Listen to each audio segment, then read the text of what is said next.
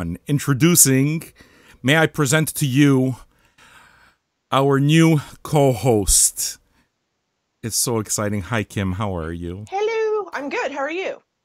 I'm good. I have no idea how we should be doing this other than I know we've had so many discussions about music and we'll eventually find a groove. But this is the first episode, so while I'm happy to have you here, how's this all gonna go? I don't know. Are you nervous, Kim? No, I don't tend to get very nervous, so Well, should I be? no. I'm You're hanging out with wonderful. you. You're wonderful, and I'm looking forward actually to sharing these Saturday shows with you. We'll get Kim here as often as possible and just nerd out on vinyl, which is exactly what we do. I took a look at some notes, and I mean, just to give a little bit of a background on Vinyl Junkies, it basically started as a group, as a page, right? The Vinyl Junkies page Yeah. started on September the 1st, 2011, and that's where it kind of stayed all the way up until 2013 when it became a group. And the group kind of grew really quickly, and we're almost at 23,000. But I took a look at you, and I believe you joined in 2015, April of 2015. Do you remember? Really? Yeah. Okay. It just I was feels like thinking you've it was been there like for so long, right? It's like I can't think of Vinyl Junkies without you there. I have no sense of time, so you could have told me I joined last October. I mean, obviously not, but 2015, really? Yeah. So I guess if I Wow. asked you like recollections of what it was like then, you wouldn't remember. I'm kind of hoping that you Well, have something because that's the only question I got here, Kim. We're I just already remember flailing. I remember when I started that I mean, it wasn't as busy because the group wasn't as big, so I saw a lot of the same people post more often. Now I see more people and more posts, more variety, I think. Yeah. Um, you know what I mean? Like there's just more in general. And I I think that sorry. a lot of people are more comfortable with each other, the people that have been around for a long time. So I see a lot more commenting too on people's posts. Well, Instead of just a like or whatever, I see some conversation Well, more than that's I the used to. idea. I mean, that's the idea of what we're doing here, and bringing it to a radio show like this is, I think, trying to capture the spirit of what collecting music on vinyl is. Which is to say that you capture a space in a moment and you use as many senses as possible, and yeah, I just went off on my first tangent. You realize, Kim, of course, as co-host, what you're supposed to do is make certain that you keep me on track because I'm kind of like Forrest Gump. You haven't gone off that far yet, so What were I'll we pull talk? you back. What were we talking about? About how Vinyl Junkies has changed since I've joined. Okay, yeah, I can tell you one of my observations certainly is, I mean, it's a lot closer to what the original mission statement was, and that's just begin a conversation about music. That means a lot Right. of things. Um, it means that the opinions of everybody matters. So it's kind of like a Wikipedia where we're the ones who are basically talking about the records and engaging in it, engaging in these discussions. Now that's the most powerful. Is this interesting, Kim? When I go off on this or Yes. not? Because it's like Well, I'm happy, kind of giving you guys the vision because there's no secret, but I sometimes wonder if I go too deeply into it and saying all of it. Is it even interesting? I think for anybody who's a member of Vinyl Junkies that it's interesting. If you're a collector and a listener and a lover deeply of music, then any aspect of that conversation is going to be interesting, I would think. I mean, I Okay. could be wrong. You can be a surface vinyl music lover, I guess. No, it's just you see where it is that I get a little caught up is in describing the vision, basically where we're taking Vinyl Junkies. And look, man, I'm happy to have you as my co-pilot. Honestly, you're the person I wanted most because your knowledge is deep and we get along, and I think that you're a genuinely good person. And hey, The fact that you got a camera around your neck and I can use you for free photography is a beautiful thing too, Kim. I won't lie. There were some perks in this. I don't work for free. You see? That's where it is that you see where community just goes out the window.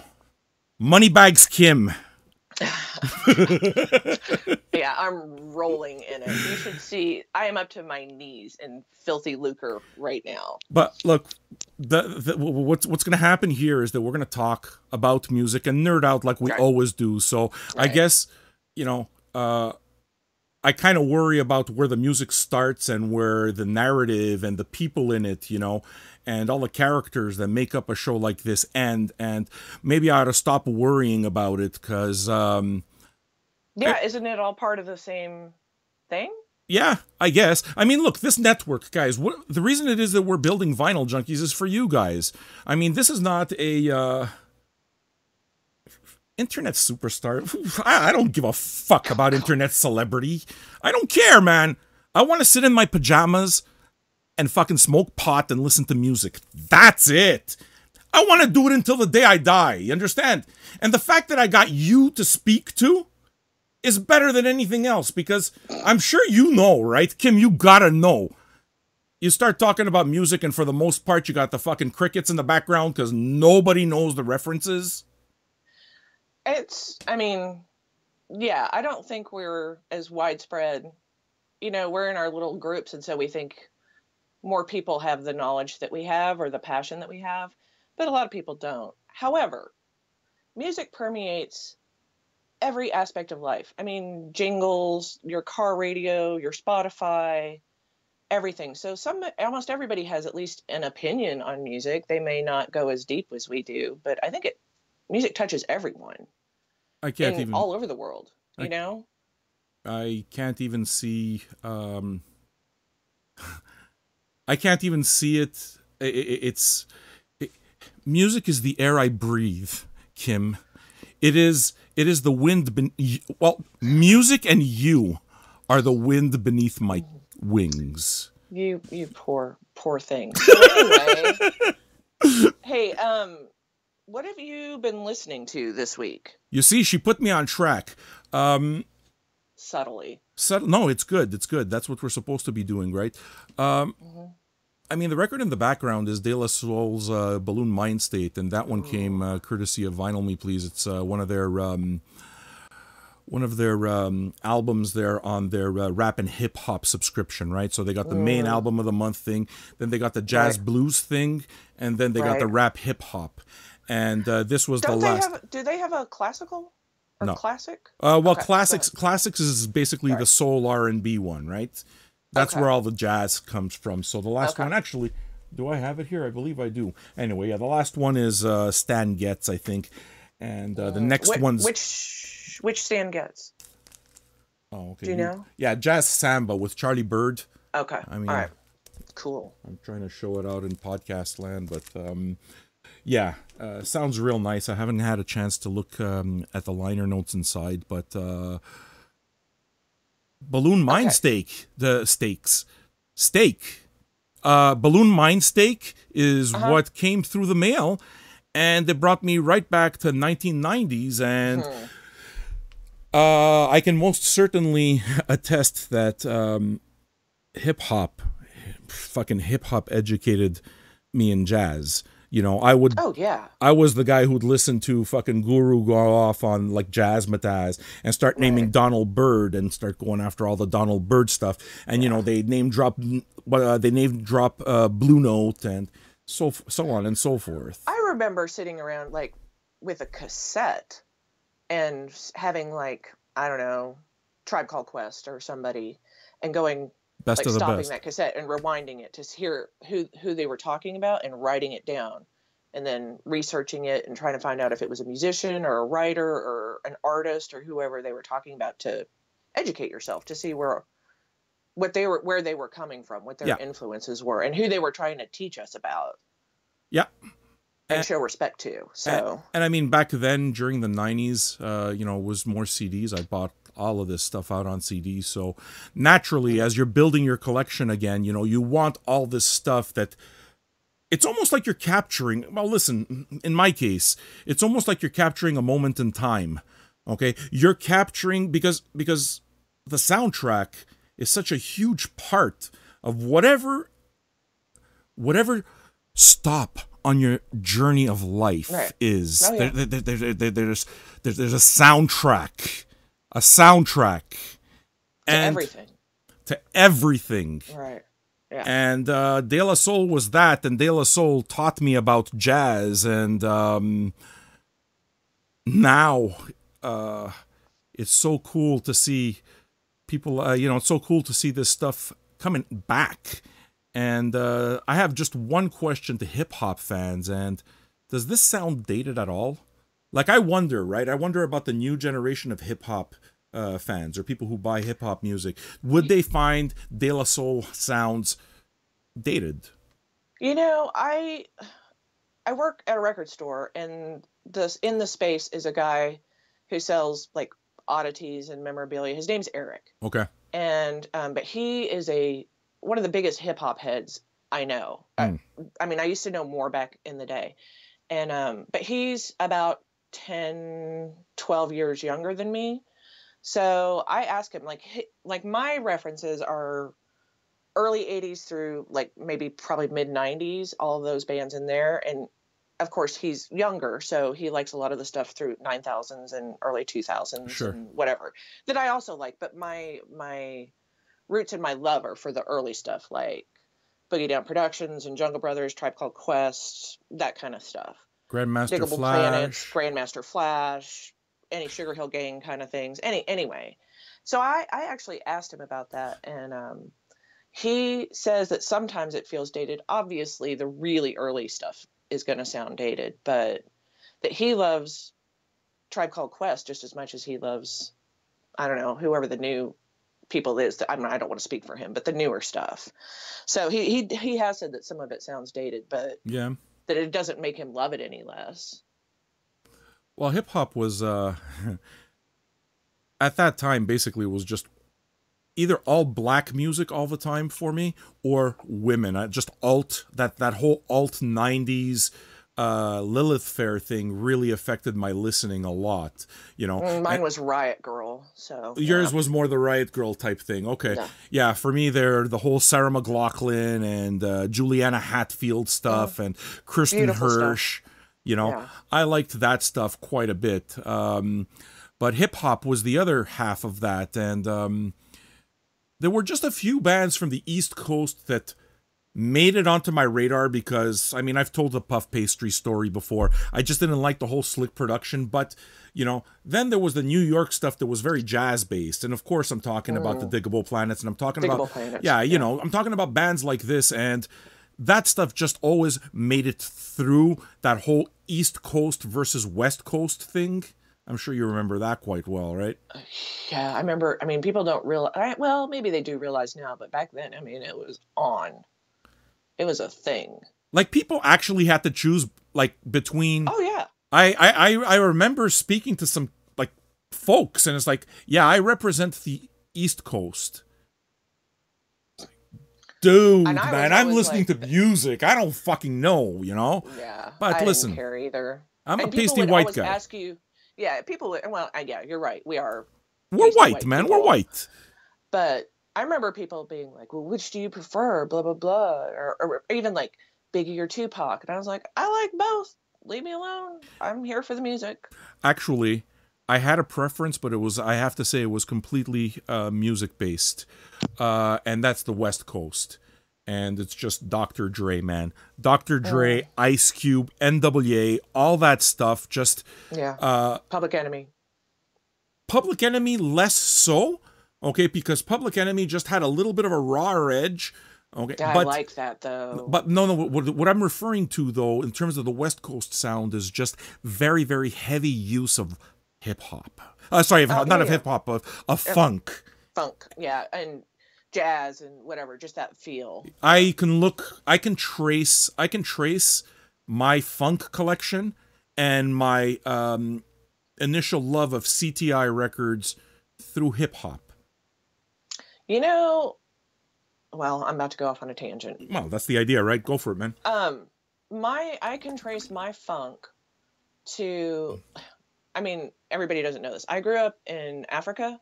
So as a kid, when I was in Kenya, we had a television station, one television station that was on from 6 p.m. to 10 p.m. a day. So there were local Kenyan shows, the news, some British shows, and like maybe one or two American shows. And I remember there was a UNICEF concert that was broadcast around the globe. And my parents let me stay up for it. And I remember watching it. The only thing I remember about that concert, though, was Earth, Wind, and Fire.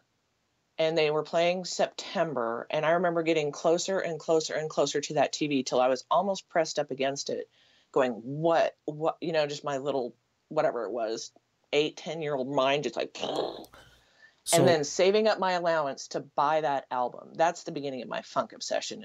And what year would that take you? Is that like early 80s? 70, no. Well, 79, right?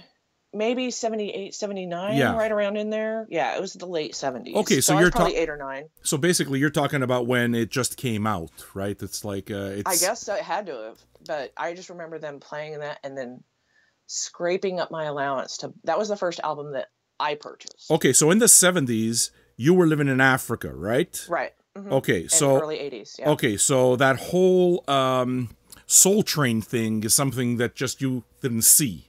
No. That was one of the shows that was on. Soul Train and Solid Gold. Soul Train is Funk 101, man. Yeah, and then whenever we were in the States, I would always watch, I could always watch Soul Train too. And that's to this day my favorite television show of all time. I can watch Soul Train all day long. All fucking day long, and they're lip syncing some of them, but it's a period of music that resonates so deep with me. The other one also actually is Midnight Special, man. I'm not sure yeah. Midnight Special's really great. The one episode that just keeps standing out in my mind is an episode of Tom Jones singing Everyday People with Sly and the Family Stone. Oh my God. You remember that? Him such hell. Yeah. I've seen clips of it. I didn't see it live, but I've seen footage of it. It was amazing. But people give him such hell for being cheesy, and he did that kind of like little rappy stuff in the 90s, I guess it was. You're talking early 2000s. Kiss? And no, I'm talking. Oh yes, Kiss, exactly, Kiss. And he's just got this kind of like cheesy whatever dude. But man, you go back and you watch him do stuff like with Sly, and I've seen him do stuff with other people. You're like, hi, that's why Tom Jones was the megastar that he was. That guy could sing. Biggest thing in fucking Welsh music history. Yeah. That man can sing his ass off. Yeah, absolutely. And even the later stuff, there was this one album, I'm sorry, I don't remember what the name is, but If I'll Only Do What You Would Do to Love You, Love You, Love You. And it's, do you know the song I'm talking about? Yeah, he's freaking amazing. And it's like there's one part, right, where the horns come in. It's like, he's just sustaining this voice. And it's like, holy fuck, this guy's like he's in his 60s doing this. And it's like, no, you just don't get the fucking talk shit about Tom Jones. You don't. I mean, I think the only thing that he really suffers from is that he was part of the whole machine, the recording industry machine, and he could be overly produced and, too slick. I think he's always better when he's live because it's less produced.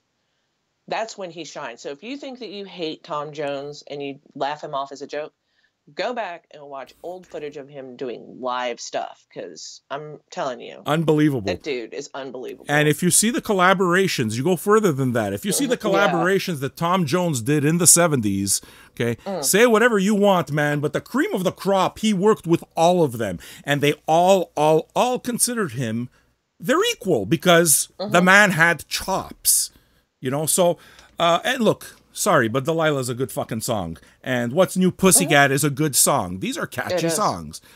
Yeah, You good do, pop songs. you know that Delilah was originally an Italian song, right? No, I don't think I did know that. Okay. Delilah, I mean, it's hysterical, right? Because Kim's a photographer. She does wedding photography. Now, I don't know if it's the same thing as it is down there in Dallas as it is here in Montreal with the Italians and stuff. But you go to an Italian wedding. I haven't been to them in forever, and I'm never going to another motherfucking wedding again other than my daughter's. And she knows I ain't putting on no tuxedo. I'll buy a brand new pair of jeans, and that's as good as it's gonna get. And I love her. No, yes. You don't have to wear a tux, but don't wear jeans to a wedding. Fuck yes. Fuck Okay, yes. Anyway, Italian weddings. Italian weddings, right? They always, every single time you go to the Italian weddings, it's just, I'm sure you got your own little fucking Rolodex of songs that they play the same songs over and over again. But Delilah is always part of the Italian wedding repertoire. Is it the case there? I mean, I've shot Italian weddings, but no, it's not. I mean, I have a list of songs I could give you that I hear all the time, but Delilah's definitely not one of them. Okay, well, the thing is that, okay, I mean, if you listen to the song, basically, it's about a guy killing his fucking girlfriend for cheating on him. It's pretty awful. And it's so catchy, and so this is the thing, right? This Italian joyous occasion, and everyone's singing and they're fucking playing around with their handkerchief, my, and it's like, listen to the words for just 1 fucking second. This is awful, man. I've heard or seen more than one first dance with Every Breath You Take. That's about a stalker, isn't it? Mm-hmm. Ouch, ouch, ouch, ouch. Yeah, but listen, the lilting falsetto is what takes. Oh, yeah. But getting back to Tom Jones, I'm wondering now that you tell me that it's not part of the repertoire, if the whole thing with Italian, with the Italian connection to it, is that it's originally an Italian song called Ti lascio. Okay. Well, you mean you can tell that it's Italian, yeah. Ti lascio, okay, and I don't remember the exact lyrics. I've heard the song, but Ti lascio is a lot nicer than the words that I heard in Delilah, because he's singing about leaving. So it's a little bit of a folk song, and Tom Jones takes it and turns it on its ass and makes it his. Yeah. How did we get from De La Soul to Tom Jones? I'm going to have to watch, man. I have no idea. Isn't it funny that I would say, we're 22 minutes into this, and I'm pretty sure that we didn't know it was going to go here. We took notes and everything. Yeah. I can't read handwriting. I'm so not used to writing anything anymore. Because you were taking notes. Yeah, okay. Well, you see, what you guys should know is that Kim is our new copywriter, as well as co-host to this lovely show. So what that means is that it's actually the posts on the Vinyl Junkies site will actually be a hell of a lot more coherent and interactive and all of that stuff. It's all coming, man. The thing is this shit's growing so fast that I can't keep up by myself, right? So I think I may have mentioned, maybe in last week's show, that it is no longer a one-man show. It can't be. So, Kim is part of that, she's my co-pilot, and God help us all. God help us all. Or goddess. We will burn in the fiery pits of satanic hell. This episode is brought to you by Stoughton Printing, the very finest sleeves, makers of the classic old style Stoughton tip-on jackets. I used to say sleeve all the time. And the old man, like Jack Stoughton Jr. is an old man. Okay. And he'd just keep correcting me. And you can see his blood pressure is going up, and it's like, dude, you gotta to call it a jacket. It is. It's a jacket, but I used to call it sleeve because, listen, I don't pay attention to everybody calls it a sleeve. Yeah, well, listen, no, you see, you say that, now he's going to get mad at me. Well, no, I'm not opposed to saying jacket. It's just that something you don't hear in the. It's just, yeah, it's just that's what it was. And now I'm Although, trying to get trained into saying jacket, because tip on jackets, because I have a feeling that it really just he corrected me.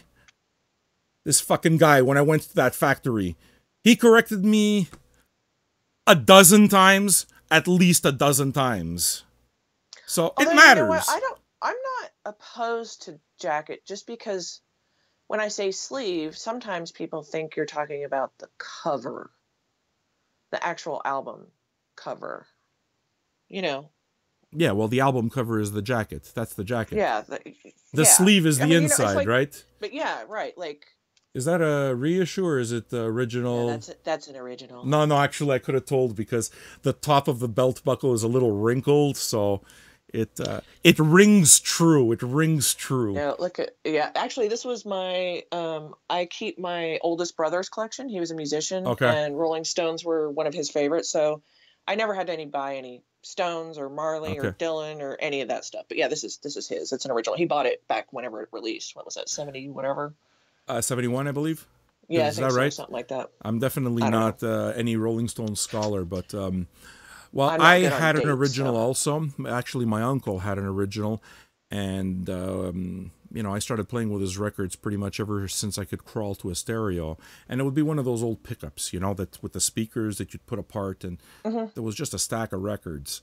And a lot of them were old 78s that, my grandparents, fresh off the boat type of thing. It was their connection to Italy.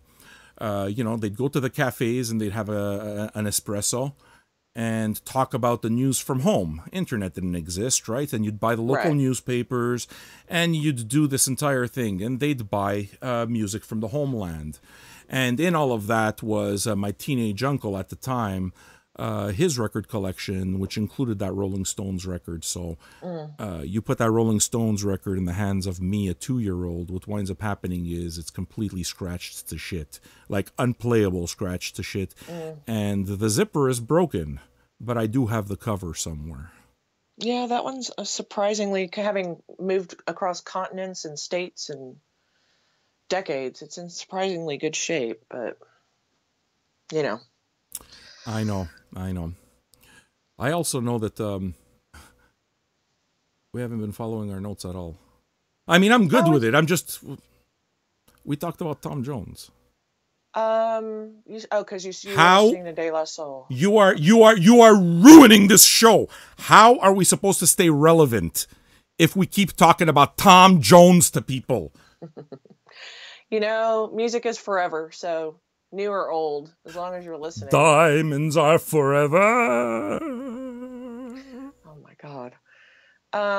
Hey, wait a What second. I what? I'm trying here. You see, the important part about the sing along part of this show is very important. So I'm trying to bring you in. Now, she's just trying to be stubborn with me, because one of the very, very first times we spoke face to face, Kim and I, okay, just to tell you how precocious she is. The first thing, do you remember the first word I said to you? Do you? Hello? No. Papa, can What you did you hear say? me? Oh my God. I'm not gonna do it. Why? And she just sang in this beautiful ladybird voice, whatever the words are, because it's like I don't know the words beyond Papa, Was can it you hear Papa? me?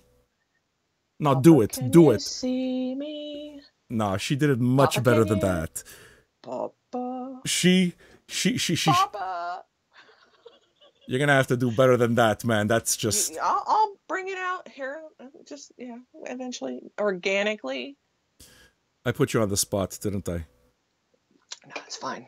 Anyway, what has Kim been listening to this week? Kim, you know what? I was wondering, what were you listening to this week? Well, it was my birthday on Tuesday. Yeah. So on Monday, I went to a record store, not the one I work at, just to have variety. And I picked up, apparently, all I'm interested in right now is funk and soul and R&B. Oh, yeah. Been there. I mean, I'm always interested in that, but you know how you kind of get like rabbit hole-ish about stuff? You know, like I might go down a death metal one. I might, hi. Um, I might go down a jazz one. I Yeah. might go down whatever. But so I picked up, what's his name? Rufus Thomas Rufus Thomas, on sure. Stax, Yep. Crown Prince of Dance. Oh, yeah. Whole, Shots from the bottom, right? You see the soles I of his can't, feet? yeah, I cannot stop listening to that record. And I played it, I took it to my record store on my birthday because I was working, and I played it, and I had two people try and buy it from me. And they kept escalating the price, and I wouldn't, I wouldn't sell it. No. No, Stacks, I too. bought it for myself. And You the know, thing is, look, man, all those early stacks, they're literally stacks. It's just a nice, thick pressings. And they sound great, man. That's oh my so, God. they're recorded so loud. So, yeah, you know, you're going to get your hands on a Stax single or on a Stax album. I'd hang on to it, too. I hang on to my Rufus Thomas, that's for sure. However, Yeah, I mean, I saw that cover, and I was like, "What the hell is this?" And I saw Stacks down in the corner. I was like, "It's mine. I don't even care what this is." But yeah, can I ask you to rate the trade? This is an rate. old trade. Yeah, an old trade. I was saying that I never get rid of those types of records. I had an Irma Thomas, not an Irma Thomas, but a Carla Thomas. Irma Thomas is what Vinyl Me Please is putting out next for their classics subscription. Yeah. But early on in the days, me and Michael Van Evenhoven, he posted John Coltrane, Interstellar Space. And Impulse, right? Right. And that's probably one of the most important records. That's probably the record that took me over to avant-garde jazz or spiritual jazz or whatever you want to call that. Okay. Yeah. It's just Coltrane and Rashid Ali on the drums making the most glorious noise. And, you know, that's during the period where John Coltrane, it was his language, you know, you just fucking plugged in and it's just, I get goosebumps thinking about it. But that was really an enormously important record to me that I would listen to on CD all the time. And it's one of those records that, you know, when you start rebuilding your vinyl collection, that's one of them where it's like, at all costs, I have to have it. I'm sure you have a few of those, right? Oh, God, yes, absolutely. Okay. So that was kind of like a, what do they call them? What the hell? Not white whale. What do they call it when you get a holy grail? That's the one, Grail. Yeah, it's a Grail. It was definitely a Grail item. So Michael Van Evenhoven plays it on, and he posts it up on the Vinyl Junkies forum, and it's like, dude, you have no idea.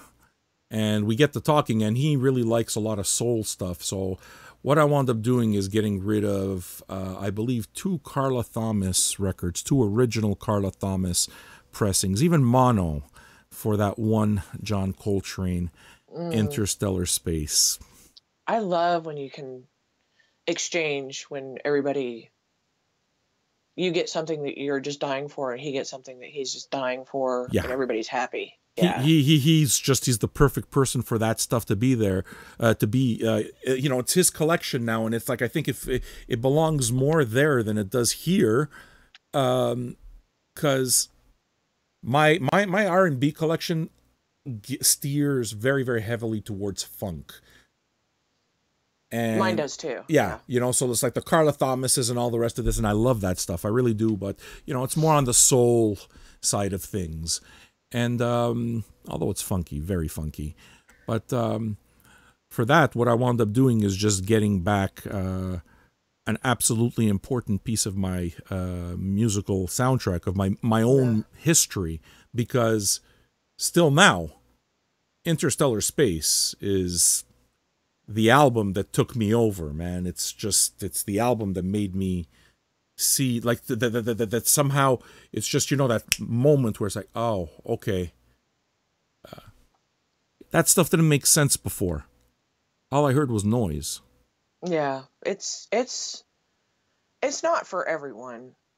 The more avant-garde or free stuff, and I'm a big jazz head, and some of it is beyond me, but it doesn't stop me from trying. And some of it I really love. I mean, you're talking about spiritual kind of stuff, and Coltrane, Alice Coltrane. Oh yeah. Wow, man. Talk about transcendental jazz Have or you? music or whatever that she ended up doing. It's crazy. Yeah, it's another thing altogether. I don't know if Yeah. you knew this, but I mean, she's very, she's quite well known, obviously, for her work on the harp, right? Right. Right. John Coltrane never heard her play the harp. I know. Yeah, Yeah, I knew that. Yeah. he had bought this harp and had it made for her birthday and died before it was delivered. So, Yeah, she used to play piano for him. yeah. Yeah.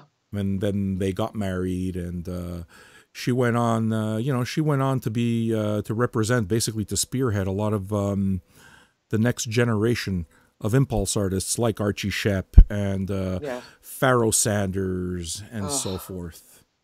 Man, that guy, Pharoah Sanders is so freaking hard to find here. I'm constantly on the hunt for him.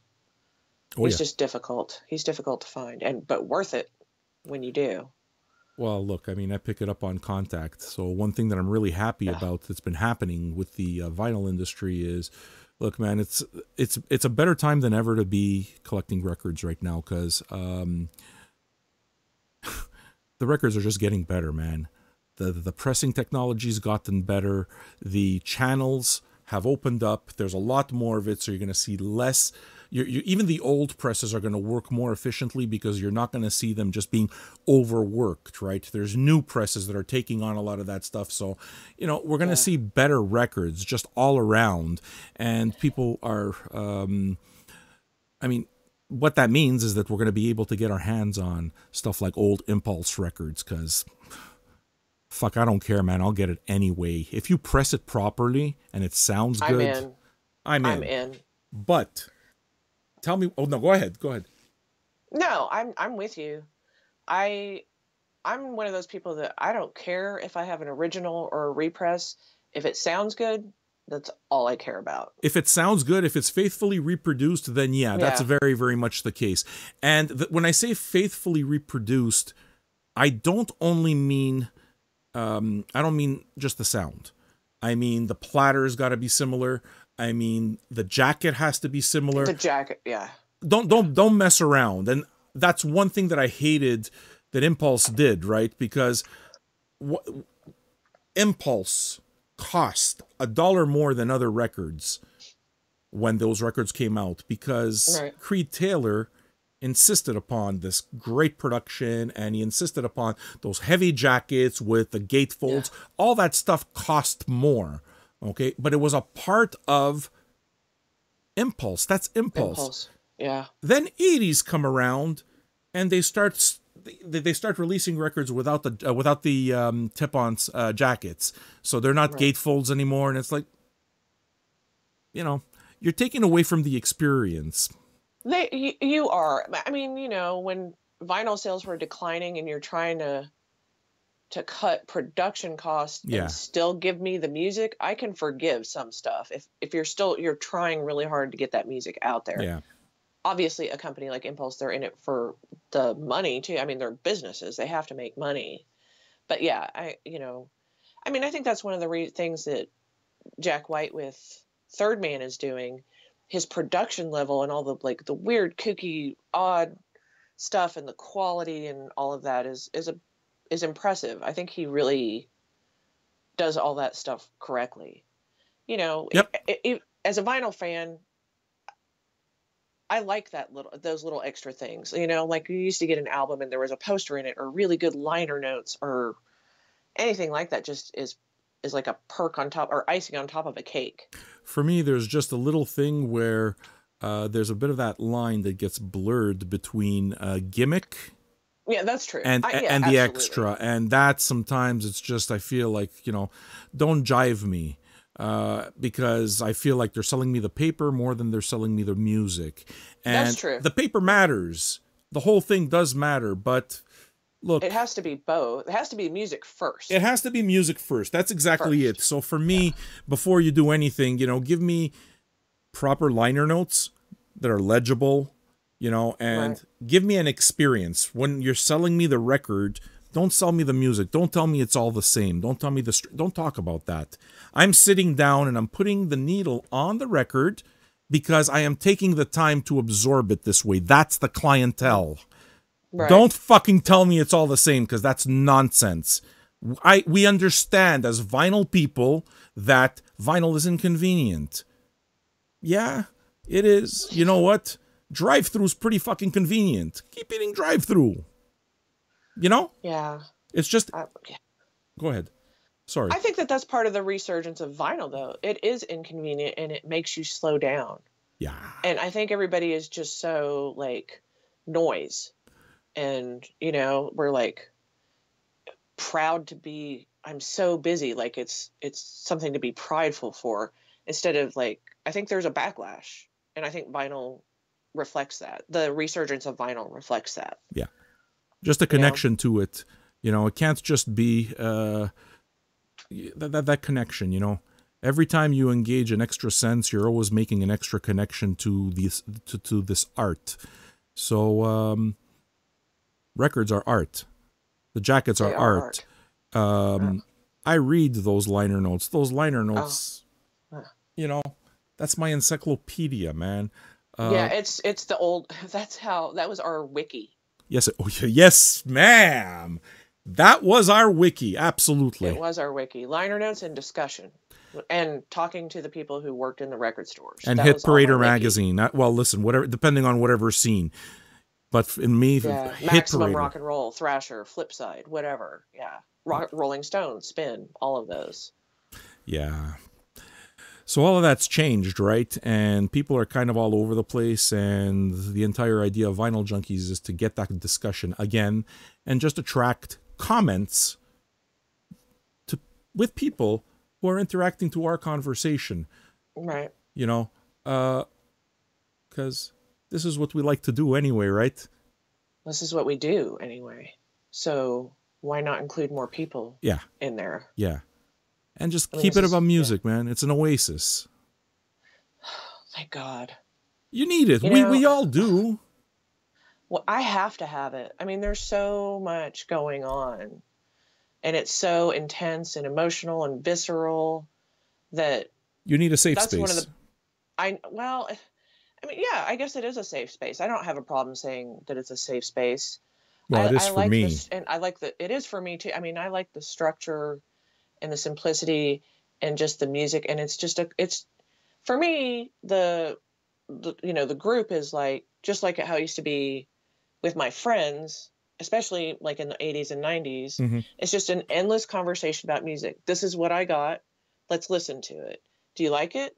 Oh, well, if you like that, then you might like this. Or, hey, I ordered this. What do you think about, it's just like that constant music domino kind of effect. That's and what I think that's what Vinyl Junkies does. It's like a domino effect. Well, look, I mean, of music. No, you're right. You're right. Ultimately, whenever anybody comes here, whether you like it or not, I'm going to get into a discussion about music. It's just the way it always has been. So it always winds up being a listening session. One fun part about that is this, this thing where whoever comes over brings their stack.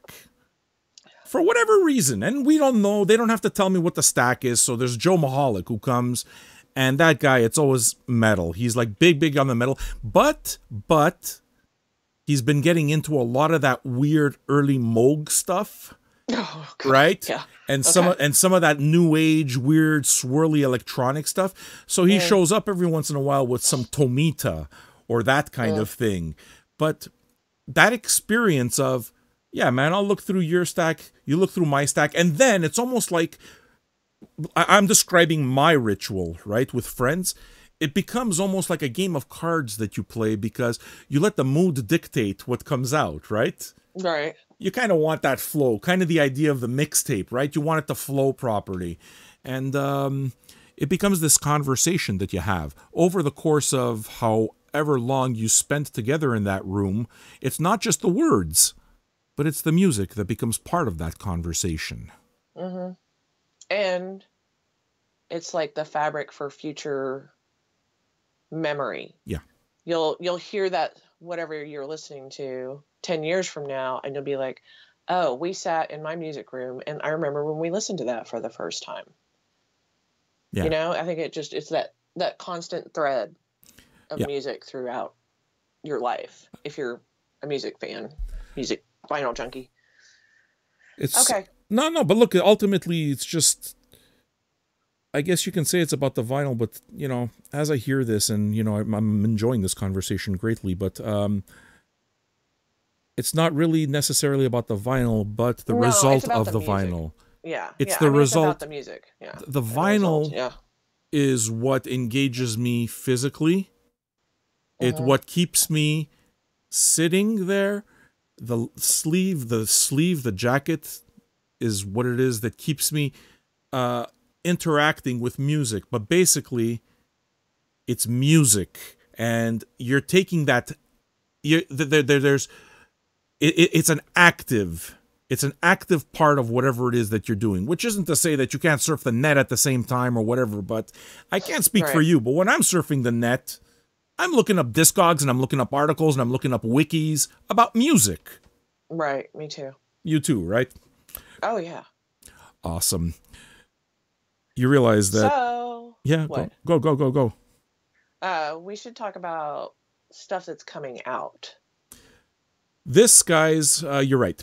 This, guys, is the part of the episode. By the way, none of this is scripted. It's crazy, but it's been fun. But this is the part of the episode that we kind of, Kim and I sussed out a little bit, and I had based it on the idea of Howard Stern and Robin's News, where our own Kim kind of sweeps the net and tries to pull out relevant vinyl-related stories and tells you about them, and then I comment.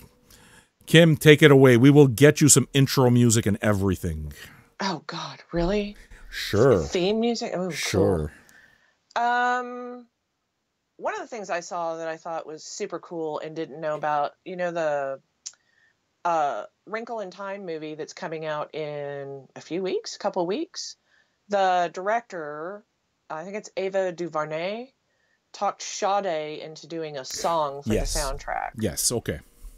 And Sade hasn't put an album out since 2010, Soldiers of Love, Soldiers of Love. So I don't know how she talked her into it, but you say Sade, I say where, when, how do I get it? Yeah, the internet exploded for some of us. Oh, I get it, man. And you know, it may be sacrilege, but some of her older stuff, my favorite Sade record is fucking Lovers Rock, man. It's not even the early stuff that she made her career on. She just got better. Yeah, I don't know if I can claim a favorite. Like, that woman is a goddess. I mean, yeah, she's ethereal. She's otherworldly. Yes, she is. Just like pure magic is what she is. I'm so excited that she's doing something, especially for Wrinkle in Time. I mean, that's going to be an important movie. What's that movie about? It's kind of a fantasy. I don't. It's complicated, but I mean, it was kind of based towards young adult.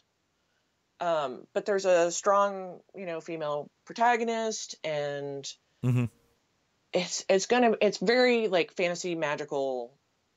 Oprah's in it. I mean, a bunch of people are going to be in it. Okay. But I don't know if you've seen that footage. Everybody should watch the trailer, because I'm a huge sucker for fantasy. I read a lot of fantasy and sci-fi. I always have, ever since I learned how to read. So if you like something that's going to be powerful and magical and visually stimulating, and now has a Sade song on it, I mean, there's just win-win-win going on there. So I stopped watching movies, you know that? I don't go to the theater very often because they're just too freaking loud most of the time. Like, I like loud. I listen to music all day long. I go to a million concerts, but movie theaters, you're just like, I could do this at home and not have my ears bleed, There's just also, only... I don't like people. No, trust me, that's very much part of it. I don't want to be around a bunch of people, man. One thing that's just... I don't have patience. Okay, the last movie I went to see, no, actually, the last movie I went to see was that Blade Runner one, which was amazing, right? But before that, I'm thinking of one movie that I went with my buddy Joe. Was what was that movie about NWA? Straight Outta Straight Outta Compton. Compton. That's what it was called, So right? good. Yeah. So good. So yeah, absolutely. And I mean, big. Yeah, Go ahead. I don't go very often, but I am sure as shit gonna go see Black Panther in the theater. Yeah. I am so nerd girl freaking out about that movie. I just haven't had time. I've been literally every day. I've been doing something, shooting. I haven't heard records, any of this. Whatever. I haven't heard any of this Kanye soundtrack. Not Kanye, but this Kendrick soundtrack either. Yeah. And oh boy, do I want to hear that. That I've been man. Deliberately, I'm not listening to it No. I see the movie. No, Yeah. and no, but it's just I want to make sure that I listen to it on wax as well. It's just, he's this guy's this generation's fucking Marvin Gaye. It's really oh my god. It's nice. That whole West Coast collective, is that what they're called? West Coast Get Down. Get Down. Yeah. Holy shit. Pay attention, people. This is like, yeah. Like there's these major points in music that have happened. I don't know, a Jimi Hendrix, a Miles Davis, whoever you want to name. The West Coast Get Down guys, those guys are a point in music history, like a pivot. Yep. In things. Like those guys are legit, serious, for real genius. They are the bridge.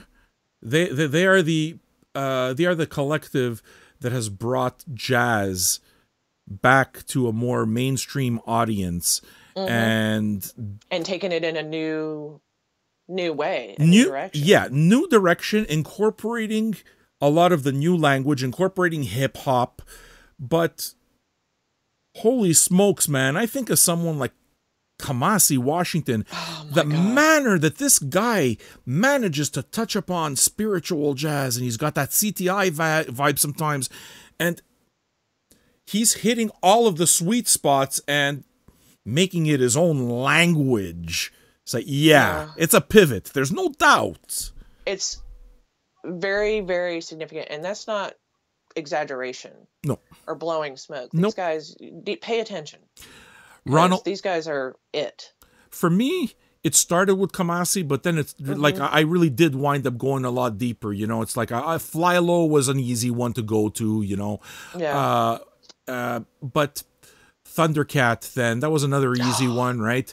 But then Cameron Graves, man, all of a sudden I got to listen to this guy do his own piano thing, and it's like, wow, man, this is a pretty great composer, and what he does on the piano is pretty interesting as well. And then, man, if you got to pay attention to anything, dude, the drummer, Ronald Bruner Jr., is a fucking beast. He's a beast. It's like fucking the new Tony Williams. It's like, huh? Have you heard the EP? Yes, I have. I don't have it, but I've heard it. Oh, get it. Man, those guys, we've been waxing on for them too much. Like, just pay attention.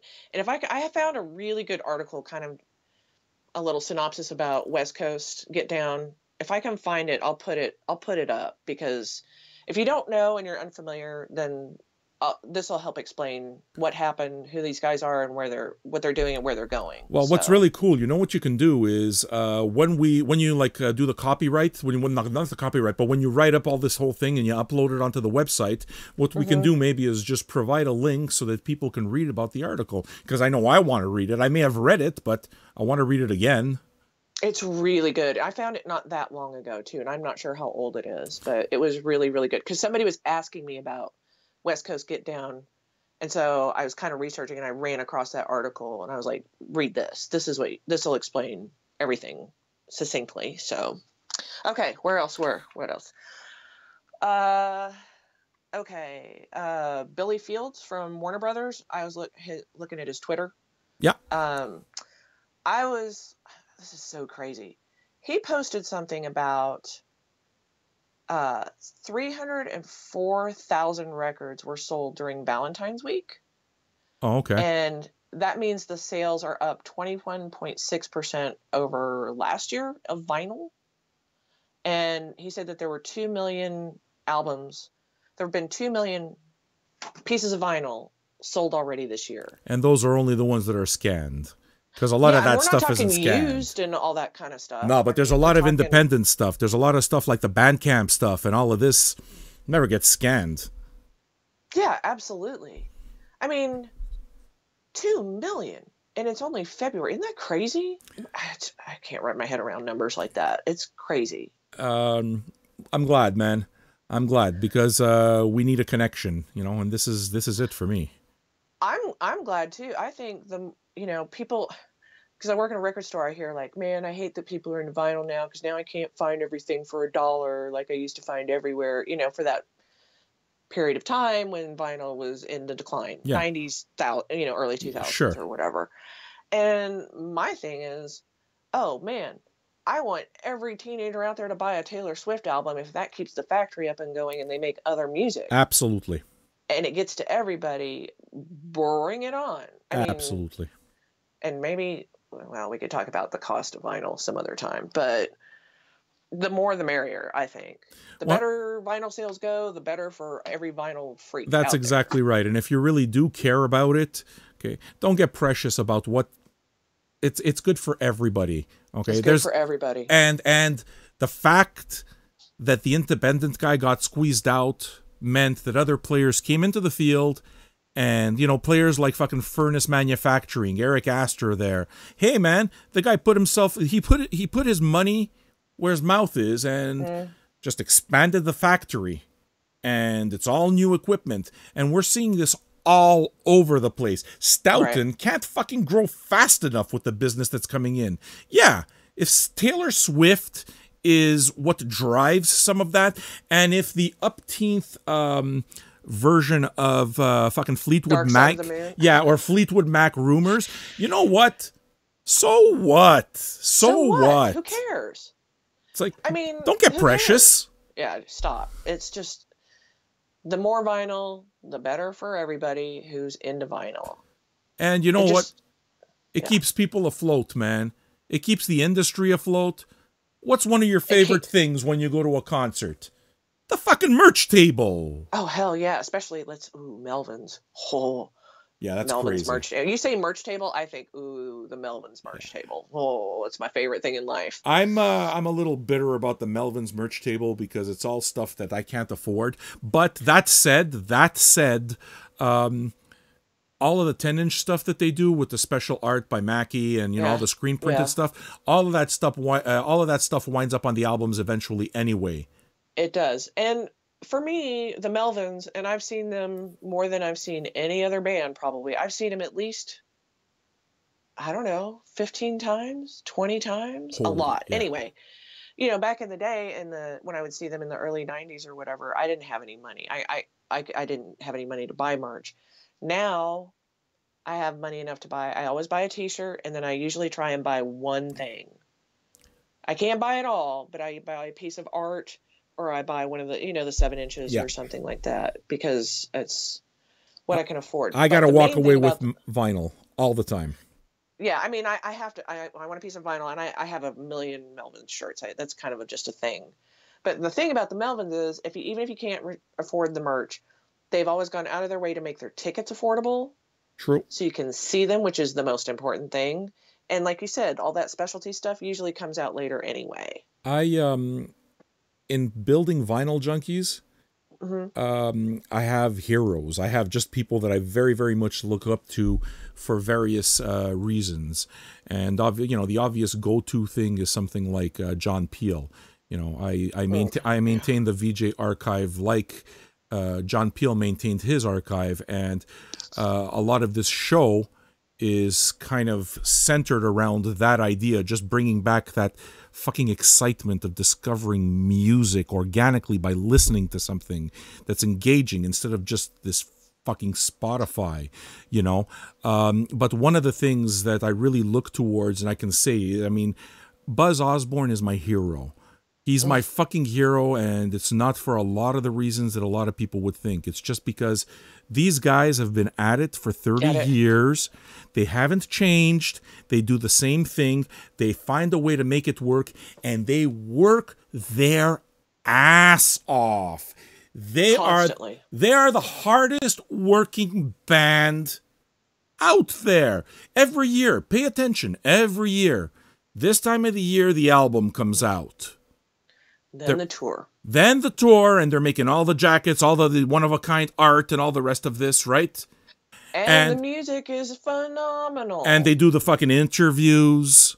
Hey. They do all of it. Hey. They never stop. Hey. You can't get a band that's more fucking just populist. Well, populist. You know what I mean? For the people is how I mean it, right? Yeah. Than a band like the Melvins, man. And bravo to them. I'm really happy that everything's still so over the top. I just bought the box set when I went to Anaheim. What was it called? A Walk with Love and Death? Is that the name of it? Right, the double thing? So. I don't have it, but I know what you're talking about. I didn't even know it was a box set. I thought it was just 2 separate albums, so I found it in a box at Amoeba. I fucking blew my stack. It's like, oh shit. Picked it up right away, put it in my cart, and I get excited. Well, now they're going to do the new tour with 2 bass players. Yeah. Pincus, Abortion Technician. Yeah, that's what it's called. And Steve McDonald. Yeah, absolutely. That's going to be amazing. Amazing. If you get a chance, if they come anywhere near your town, make sure you see the Melvins. The tickets won't be that expensive. Take earplugs, kids. I know people get mad about that, but you will feel... If you go to a Melvin show, your ears will hurt. It's like your entire skeleton is being slowly pulverized. It's so awesome. The thing that makes me happiest too is, as a long time of Alice Cooper, a long time fan of Alice Cooper from the absolute early fucking days, one of the very first vinyl memories I ever had was playing Alice Cooper Killer over and over and over again because it had a big fucking snake on the cover. And I was 3 years old, and it made such an impression. So I know that album. I'm going to be 48. I've listened to that album for 45 years, and I've never not been an Alice Cooper fan. Right. And then the Melvins, just now it's kind of like part of their, part of their repertoire. It's... And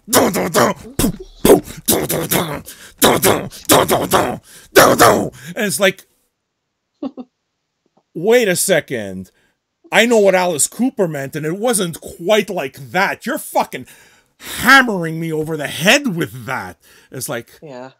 And these guys are like old men. They're the best. They're the best. They're not that old. They're like our age. Yeah, they're our age. Well, we're old men. Down. We're old men. What? I'm an old man. Such an old man. I'm an old man. You're such an old man. I'm older than you, so. Old man, looking at my. I'm a lot. Okay. One more thing, and then how much time have we done? A lot, over an hour, but it's been great. So keep going. Okay. Say it. Okay, one last thing because they're related to each other. The new A Perfect Circle. Sure. Album Eat the Elephant comes out on 4/20 because it's Maynard. And there's a new, did they release the full songs of Disillusioned and the other song Doomed, or was that just teaser? That was teaser, right? I don't know. Anyway, I think you can watch the whole song, Talk Talk, not the band. It's just a song by A Perfect Circle on the album Eat the Elephant. But I think it's on YouTube. I think I watched it on YouTube. So if you're a fan of A Perfect Circle, new album real soon. It's completely done. If you're a fan of Tool, the mysterious album that has never happened, looks like it might actually happen this year. I say that every year, but apparently they invited in Sebastian Bach and Buzz, circle back from the Melvins, into the studio to listen into their rehearsal Tool headquarters, whatever it is. I'm assuming it's like some kind of spaceship. To listen to the finished music. The lyrics haven't been done, Maynard has tweeted that he's finally got the finished music and he's working on the lyrics. So maybe the Tool album will finally happen this year. And that's what everybody's saying. It's at the end of the year. And Sebastian Bach said it was the great Canadian Sebastian Bach of Skid Row. Do this property, girl. Show respect. Him and all his puffy glory. And his beautiful, like, endless bandana collection with the long flowing tresses. I saw Skid Row. Oh, Sebastian. I saw Skid Row front row center in both their first tour and the Slave to the Grind tour when they were like ultra hot. And I don't know. I saw them. I've seen them. Yes. But it was like one of those, like, not a festival, but multi-lineup. I've seen them maybe once or twice. Have you written any song? Have you ever written a song like 18 and Life? No. You can't. You can't, don't. He appeared on no. I will say my piece, Missy. Sebastian Bach appeared on the Trailer Park Boys, and he was excellent. That's true. And he wasn't just kind of like an add-on, like when Snoop showed up and it kind of, you know, the pathetic years, or when was what was Roseanne Barr's old husband, the cokehead? Tom Arnold. Tom Arnold shows up. Wait. And it was Tom Arnold, definitely. Okay. So he shows up in a season, and it's kind of like it just got bad. No, man.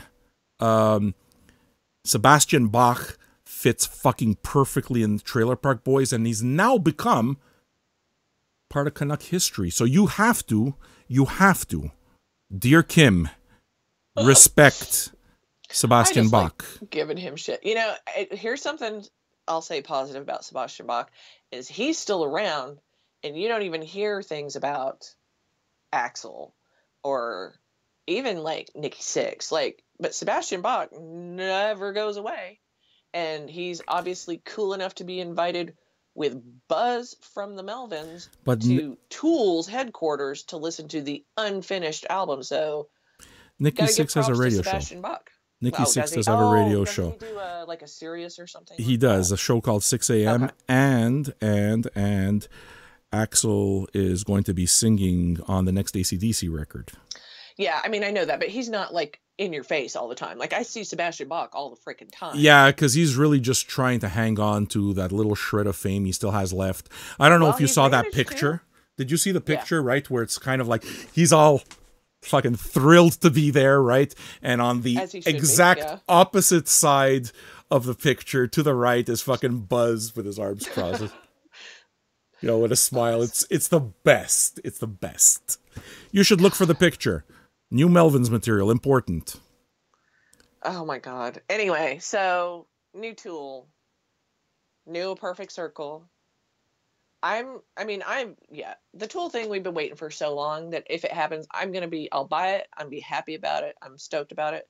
But I'm a Perfect Circle fan. I really like that band.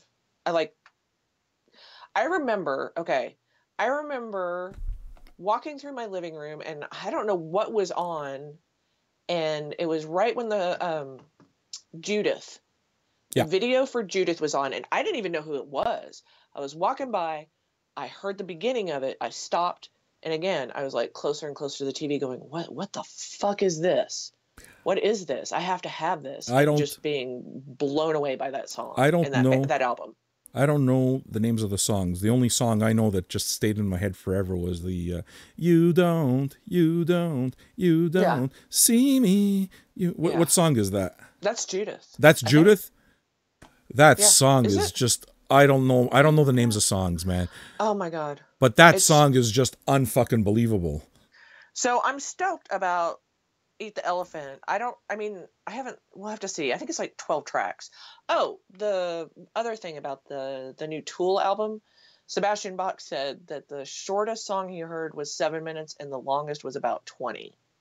So they're all like these big progressive atmospheric metal Tool songs. We're going to get like triple vinyl treatment or something like this. Well, as long as we've waited, we should get it, right? I got no problem doing the triple vinyl, man. I don't care. I just want the music. If it's triple vinyl, if it's Thundercat with all those 10 inches, the music's so good. I don't care. That If I have to. let's go to Thundercat for a second and close on that. Okay. He's got kind of like the remix and rechopped version of Drunk called Drank, right? Which is the same thing, 10 inches, and Right. it's just, but that's coming out soon. I haven't heard it, but I really want it.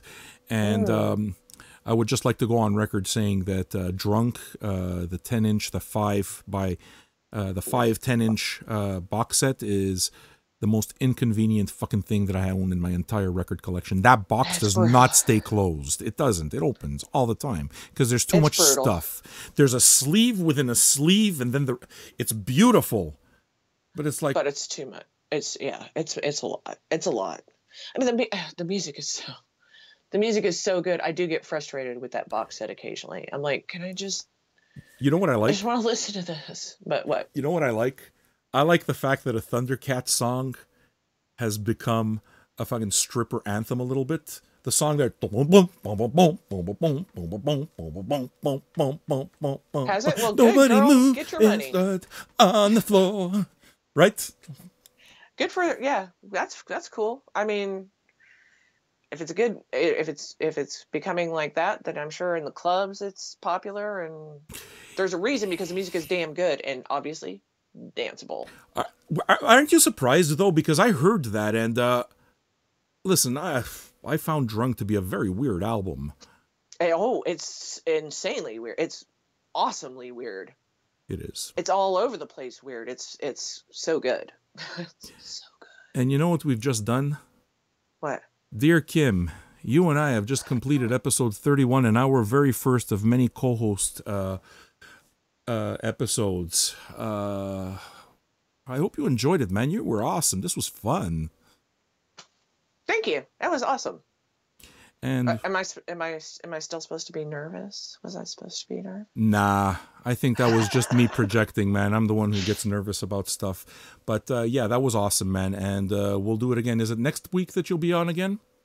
Yes. Yeah. Next Saturday is good. Okay, I forgot the name of the guy that did the who won, but I have somebody picked out for the winner. I'm going to put it when we upload this, and see you guys next week. Hope you enjoyed it, man. Cheers. Thanks, Kim.